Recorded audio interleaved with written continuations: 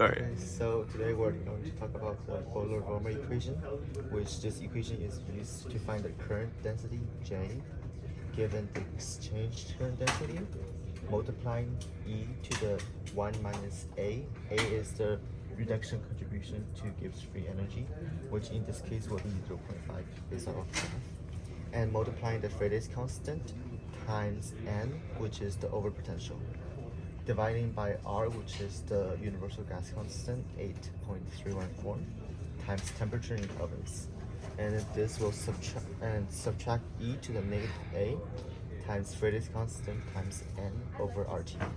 And this is the entire equation in general. And then we're going to talk about how these two parts become significant or insignificant when n is going to negative 0.1 or positive 0.1.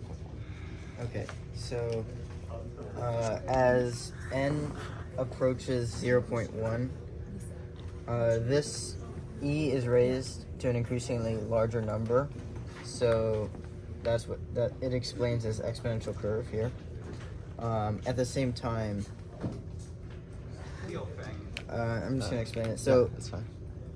the current density approaches this value for the oxidation because this reduction segment of the equation approaches 0.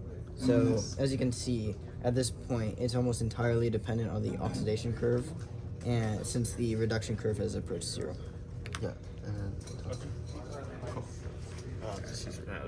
Okay, cool. So so the reduction is it's going to be basically the opposite. So you have, this is to the negative A, right? So if you have an increasingly negative value, this is going to make this thing overall more positive, right?